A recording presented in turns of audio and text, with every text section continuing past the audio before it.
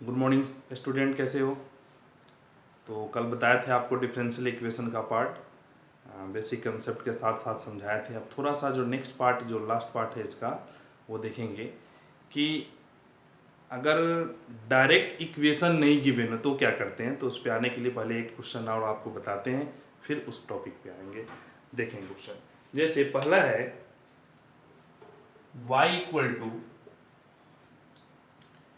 ए E की power 2x plus B E की power 3x। ठीक है, दो question. y equal to A E की power 2x plus B E की पावर 3x मीन्स यहाँ देखते ही पता चल रहा है कि दो आर्बिट्री कांस्टेंट है। नहीं, देखते ही क्लियर हो रहा है, दो आर्बिट्री कांस्टेंट। अब दो आर्बिट्री कांस्टेंट को एलिमिनेट करने के लिए हमें कितना बार डिफरेंशिएट करना है? 2 बार डिफरेंशिएट करना है। बताए थे जितना आर्बिट्री कांस्टेंट उतना बार डिफरेंशिएशन करना है। जैसे ही आप करेंगे उसके बाद 3 इक्वेशन बन जाएगा। एक तो गिवन है और 2 बार 2 डिफरेंशिएट करने से। इस तीनों को यूज करते हुए ए और बी को एलिमिनेट करना है। कैसे करते हैं आप पे डिपेंड करता है, मेथड बहुत सारे हैं, किसी से भी कर सकते हैं, बट मैथमेटिकल अप्रोच होना चाहिए। ठीक है, तो ध्यान दें, जैसे ही डिफरेंशिएट करेंगे क्या आएगा? dy by D x equal to A E की पावर 2x इंटू में 2 b ई की पावर 3x इंटू में 3।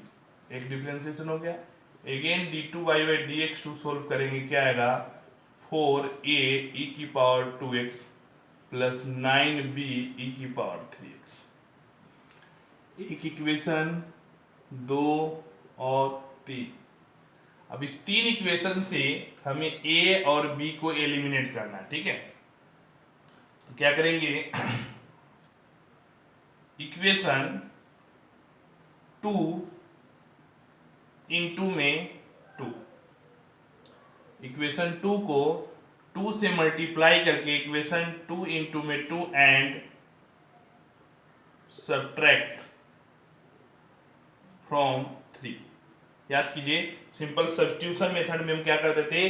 जब 10th क्लास में पढ़े थे पेयर ऑफ लीनियर इक्वेशन, तो सब्स्टिट्यूशन में क्या करते थे?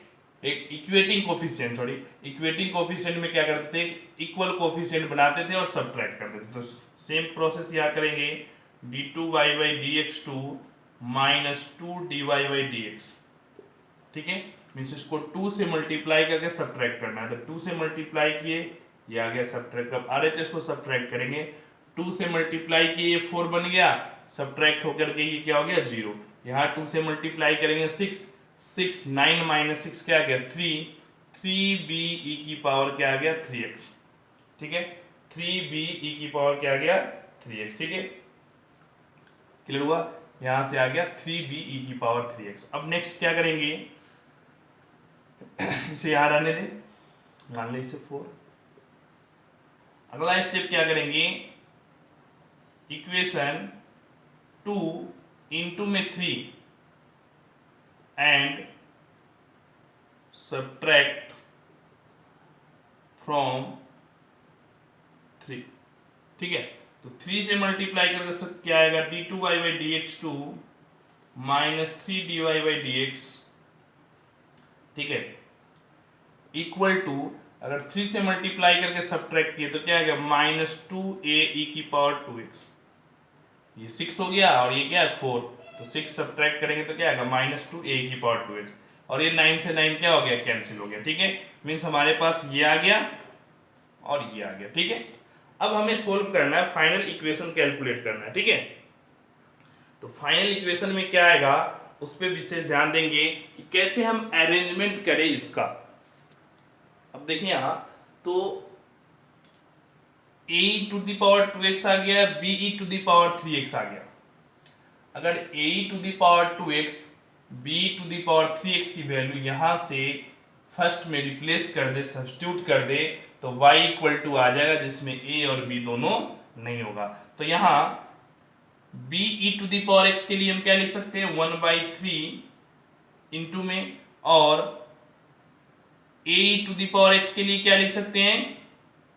-1/2 इंटू में। ठीक है, तो ये आ गया a e to the power 2x, ये आ गया b e to the power 3x। ठीक है, अब इस दोनों की वैल्यू कैलकुलेट हो गया। अब क्या करेंगे? फर्स्ट इक्वेशन में पुट कर दे। ध्यान से समझेंगे। इसके बाद में क्या करेंगे, जैसे ये आ गया, आपको क्या करना है, यहाँ पुट कर देना। ठीक है, तो देखें कैसे, y equal to 1/3 d2y by dx2 minus 2 dy by dx। ठीक है, और इसका क्या आएगा, -1/2 d2y by dx2 minus 3 dy by dx। ठीक है, क्लियर हुआ।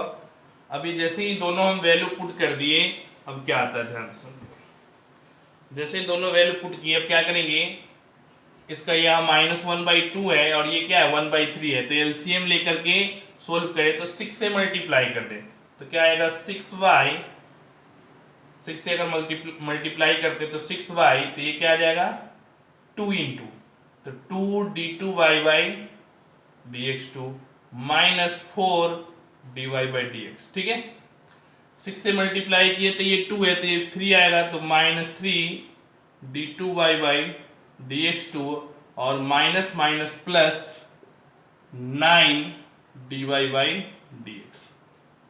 ठीक है, और इसको सिंप्लीफाई कर दे तो 6y इक्वल टू, यहाँ 2 है, यहाँ माइनस में है, तो माइनस d2y बाई dx2। ठीक है, और ये माइनस है प्लस है, तो ये क्या आ जाएगा 5 dy बाई dx। ठीक है, इसको और सिंप्लीफाई कर दें तो क्या आएगा d2y बाई dx2 माइनस इधर प्लस में minus 5 dy by dx plus 6y equal to 0।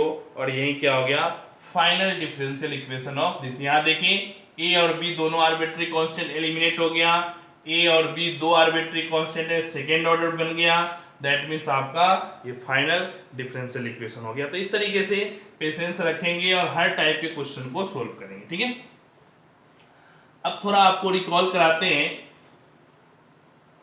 Circle का इक्वेशन। ठीक है, क्योंकि हर टाइप, जैसे स्ट्रेट लाइन का आपको बताए थे y equal to mx plus c का डिफरेंशियल इक्वेशन, उसके बाद में आएगा सर्कल का डिफरेंशियल इक्वेशन, पैराबोला का डिफरेंशियल इक्वेशन, इलिप्स का डिफरेंशियल इक्वेशन। ठीक है, तो कैसे हम सोल्व करेंगे, वहां लैंग्वेज आएगा, लैंग्वेज से खुद आपको जज करना है कि ये इसका इक्वेशन क्या होगा। तो ध्यान से समझेंगे, याद कीजिए, सर्कल में पढ़े होंगे, थोड़ा सा रिकॉल कराते हैं आपको। जैसे standard form x square plus Y square equal to a square क्या होता है, ऐसे एरिया बाउंडेड बाई कर्व में भी सर्कल बताए थे, x square plus Y square equal to a square क्या होता है, सर्कल का इक्वेशन ये। ठीक है, standard form centre 0 0 radius a. ठीक है, means equation of all circle whose center is 0 0 and radius is a, that means x square plus y square equal to a square। ठीक है,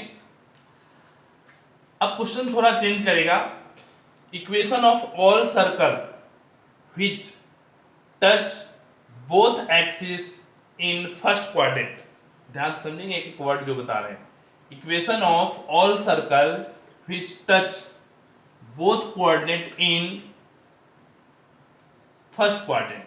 ठीक है, तो फर्स्ट क्वाड्रेंट में दोनों को टच करता हुआ, दोनों एक्सिस को टच करता हुआ एक सर्कल का इक्वेशन क्या होगा, और उसका डिफरेंशियल इक्वेशन बनाना है। तो अभी तो सर्कल का इक्वेशन देखते हैं, और जब इक्वेशन बना लिए तो डिफरेंशियल इक्वेशन भी बना लेंगे। तो ध्यान दें, तो जैसे ही दोनों को टच करता हुआ अगर सर्कल है तो क्या होगा, ठीक है, दोनों को टच करता हुआ सर्कल है, तो यहां देखेंगे जितना डिस्टेंस ये होगा अगर a, तो उतना ही डिस्टेंस क्या होगा a, क्यों, रेडियस सेम होता है। तो x एक्सिस से a और y एक्सिस भी है, तो सेंटर क्या हो गया a a,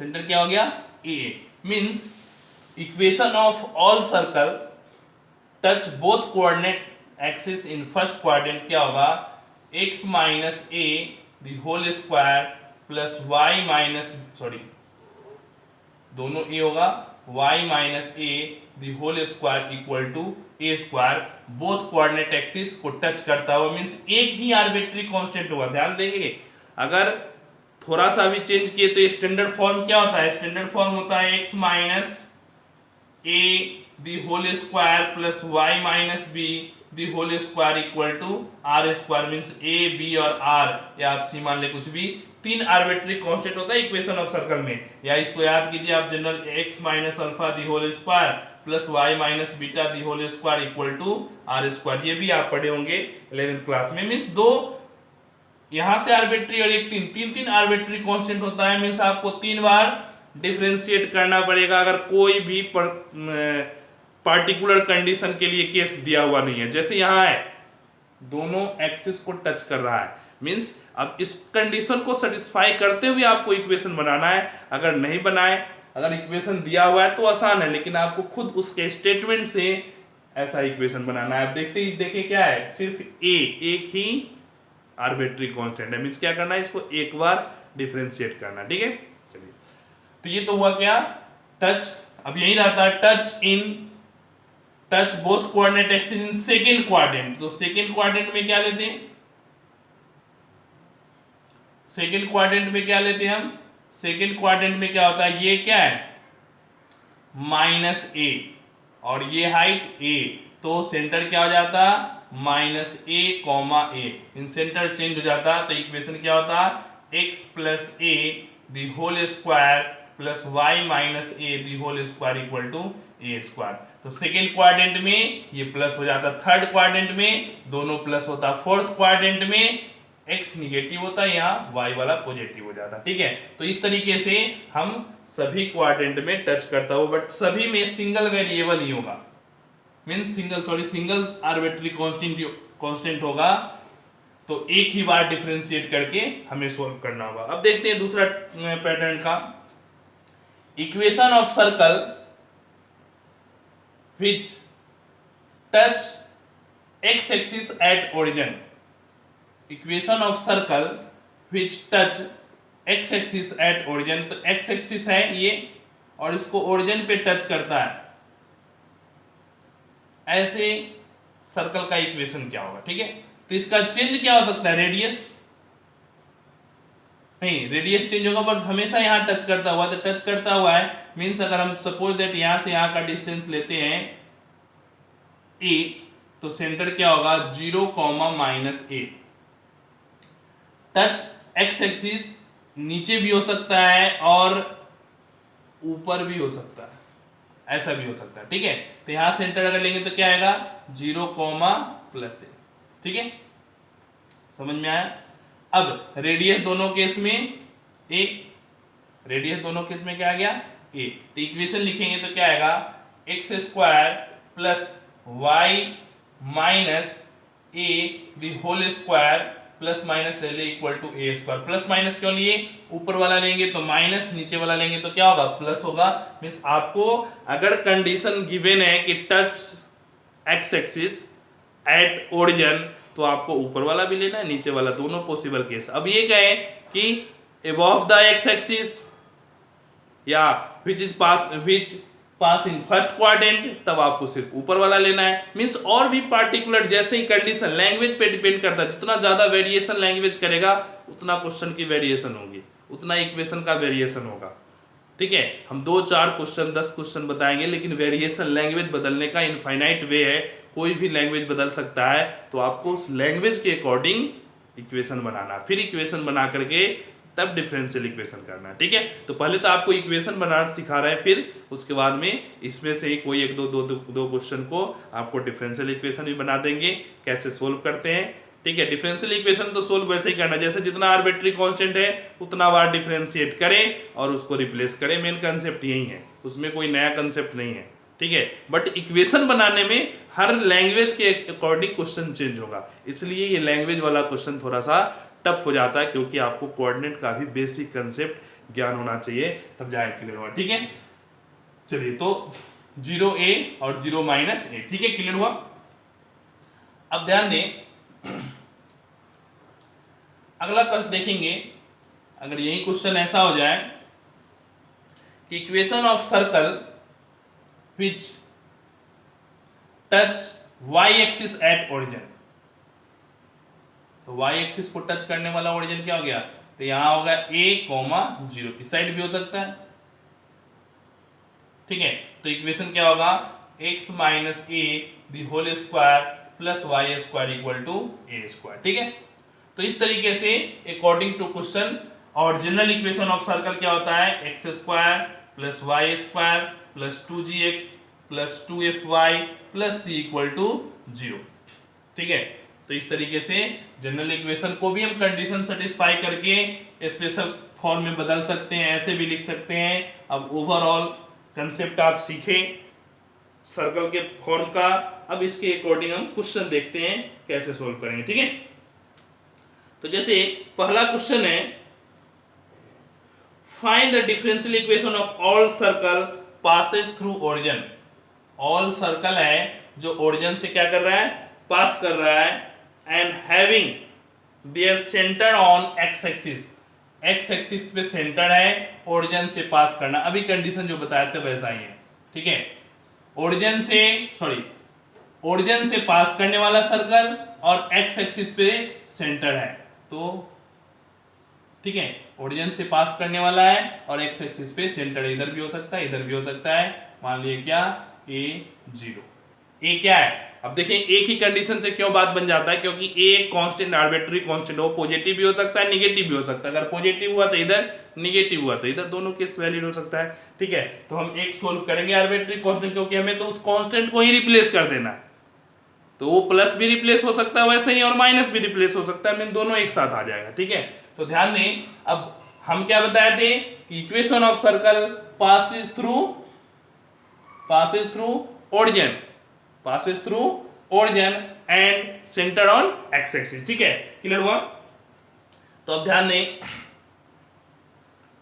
0 0 एक्स एक्सिस। अब इक्वेशन एक तो तरीका डायरेक्ट बना दे, क्या, x minus a the whole square plus Y square equal to a square, direct equation of circle बन गया। एक आप ऐसे भी सोच सकते हैं, x square plus Y square 2gx plus 2fy plus c equal to 0, ठीक है। तो सेंटर से पास कर रहा है 0 0, तो सेंटर से जैसे ही पास करेगा, कोई भी इक्वेशन अगर सेंटर से पास करता है उसमें इंडिपेंडेंट कांस्टेंट नहीं होता, ठीक है।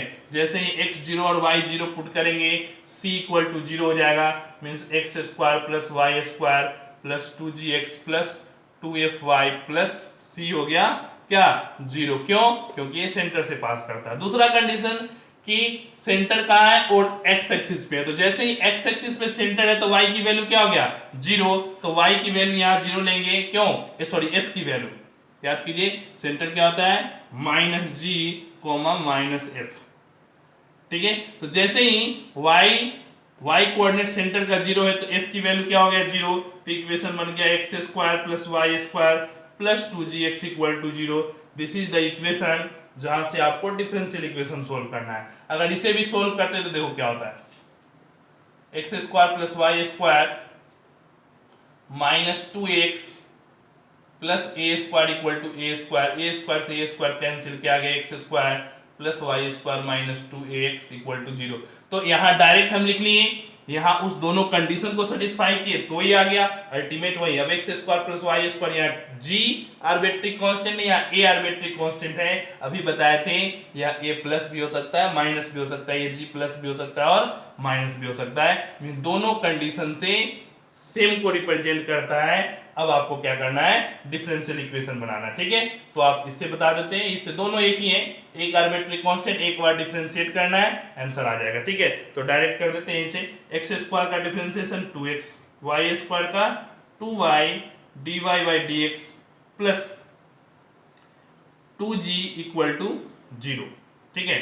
समझ में आया, 2g इक्वल टू 0। तो यहां से सिंपल सा 2g, ठीक है, यहां से 2g की वैल्यू आ गया क्या, G x plus Y D Y by D X plus G equal to क्या आ गया, 0। अब जैसे ही g की वैल्यू आ गया, हम क्या करेंगे, g की वैल्यू उसमें रिप्लेस कर देंगे, ठीक है। तो g की वैल्यू क्या आ गया, यहां पुट कर दो, X square plus Y square plus 2x into G की वैल्यू क्या है, minus x minus Y D Y by D x equal to क्या हो गया, 0। समझ में आया नहीं आया? ठीक है, अब इसको मल्टीप्लाई कर देंगे, x square plus Y square minus 2x² minus 2xy d Y by D x equal to 0। Clear हुआ? ठीक है, तब इससे क्या आ जाएगा, y square minus x square minus 2xy d Y by D x equal to 0। तो ऐसा भी लिख सकते हैं, और इसको माइनस से मल्टीप्लाई कर दे तो प्लस वाला फॉर्म भी लिख सकते हैं, दोनों सही है। ये भी सही है, माइनस से मल्टीप्लाई करेंगे तो ये निगेटिव, ये दोनों पॉजिटिव, तो ये भी है और दोनों ठीक है। इस तरीके से अगर एक आर्बिट्री कांस्टेंट हुआ, एक बार डिफरेंशिएट किए और उसको क्या कर दिए, एलिमिनेट कर दिए। अब देखेंगे क्वेश्चन थोड़ा सा अलग सा है।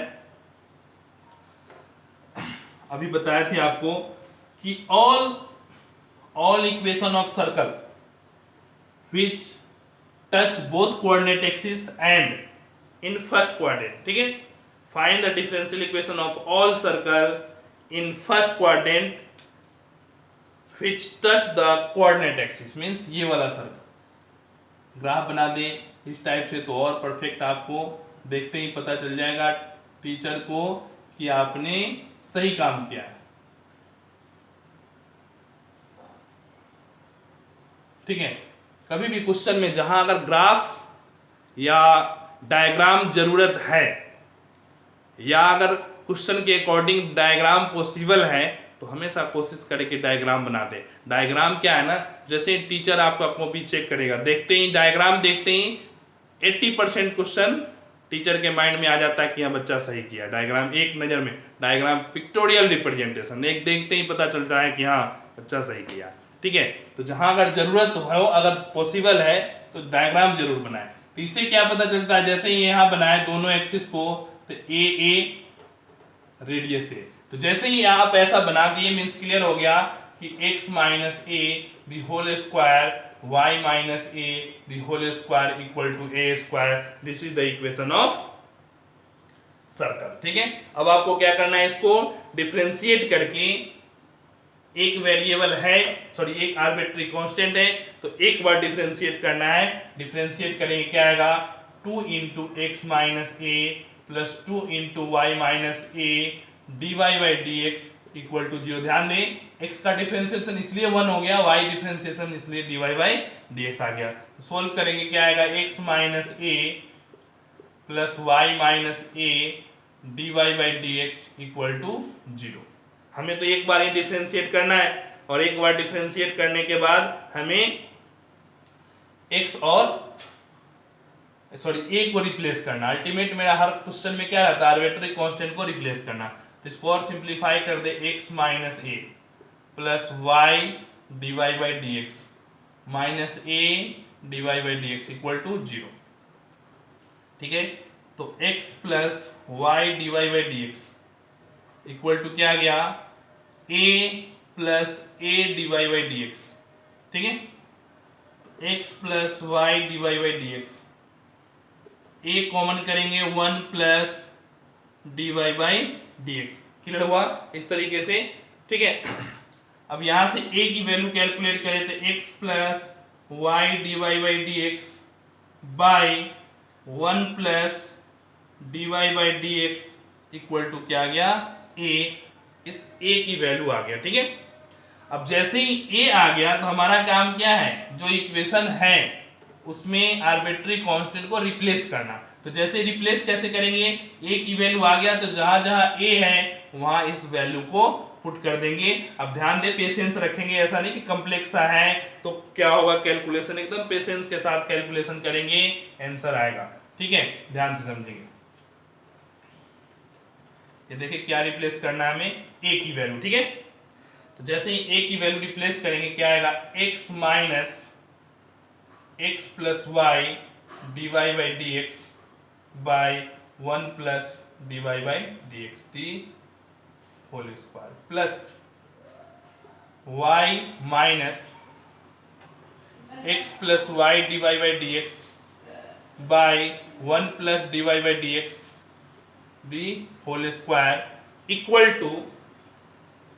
इक्वल टू में क्या है, ए स्क्वायर है, तो ए स्क्वायर मीन्स क्या, x plus Y D Y by D x by 1 plus d Y by D x the whole square. ठीक है, x minus a the whole square y minus a the whole square equal to a square. अब इसको simplify करके हमें क्या करना है, answer लाना। थोड़ा सा सिंप्लीफाई करेंगे, देखते हैं। ठीक है, एलसीएम ले लें, तो एलसीएम लेंगे तो क्या आ जाएगा, x plus x d Y by D x minus x minus Y D Y by D x by, दोनों में होल स्क्वायर है इसलिए डिनोमिनेटर को रहने देते हैं। यहां भी 1 plus d Y by d सभी में होल स्क्वायर है, डिनोमिनेटर को हम सीधा कैंसिल कर देंगे, होल स्क्वायर। ठीक है, यहां सोल्व करेंगे, क्लियर हुआ है नहीं हुआ, समझ में आया। अब यहां सोल्व करेंगे तो क्या आएगा, y plus Y D Y by D x minus x minus Y D Y by D x, ठीक है, equal to x plus Y D Y by D x the, यहाँ भी होल स्क्वायर, यहाँ भी, क्यों, डिनोमिनेटर सभी में same है इसलिए सभी क्या हो गए, कैंसिल आउट हो गए। ठीक है, अब इसे और सिंप्लीफाई करें तो x से x क्या हो गया, कैंसिल, नहीं, क्या आएगा, x dy by D x minus Y D Y by D x the whole square plus, यहां भी कुछ कैंसिल होगा, y d Y by D x y D Y by D x, तो क्या आ गया, y minus x the whole square equal to x plus Y D Y by D x the whole square. Clear हुआ। अब इसको और simplify कर लेंगे तो ध्यान दे क्या होता है, यहां x माइनस वाई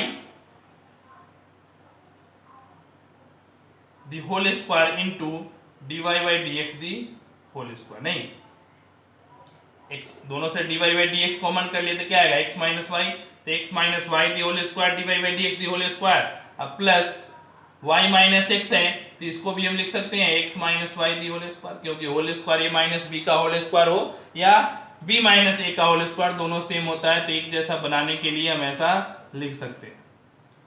ठीक है, ये तो सेम टू सेम।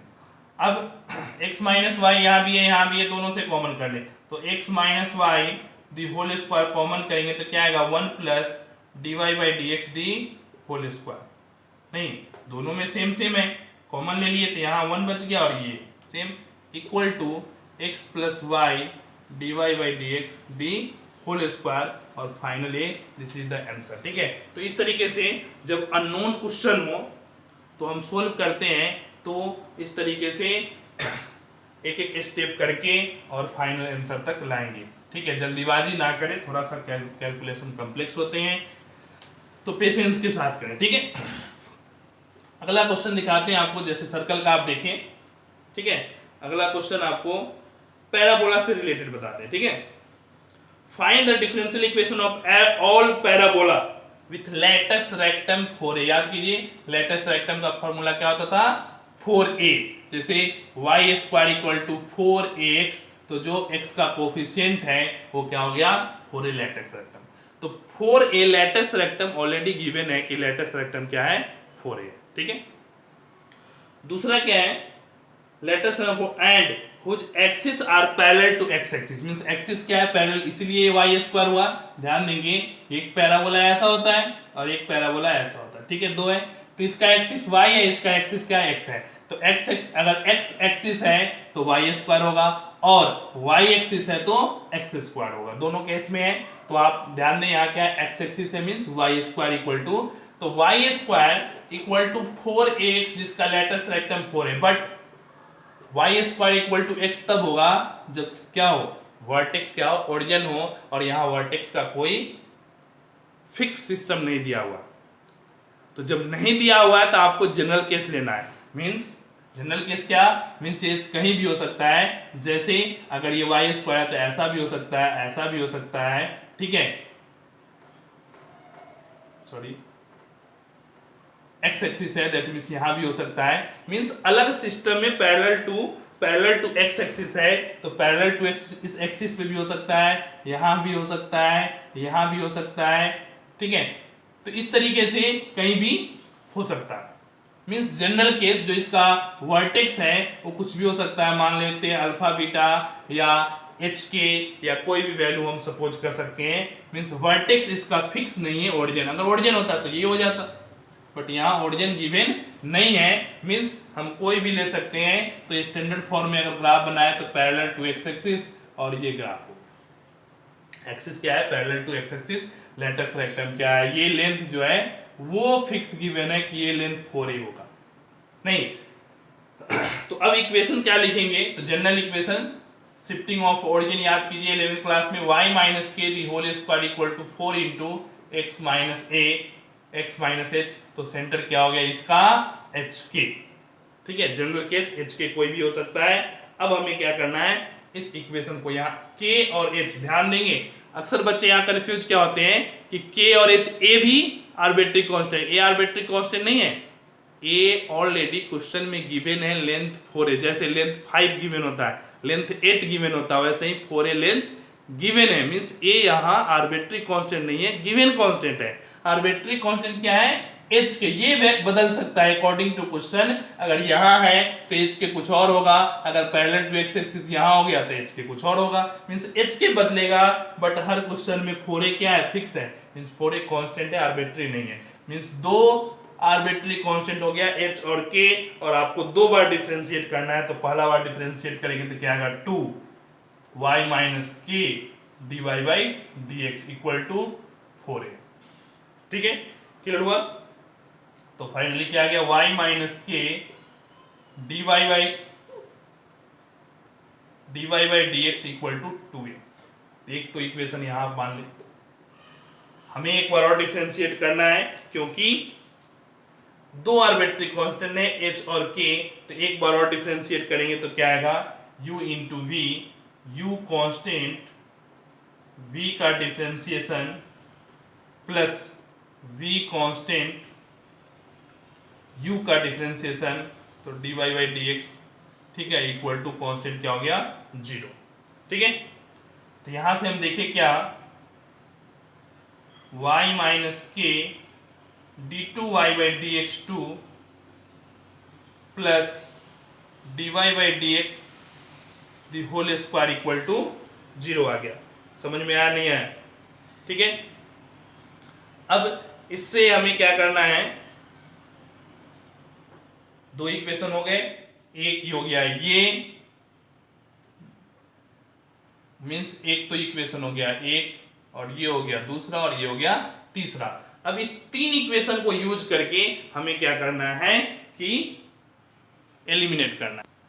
तो आप देख रहे हैं कि y माइनस के जो सेकेंड इक्वेशन है y minus k dy by D x equal to 2a, ठीक है। तो यहां से हम y माइनस के की वैल्यू निकाल लें। अब इसे मिटा देते हैं साइड में, ठीक है।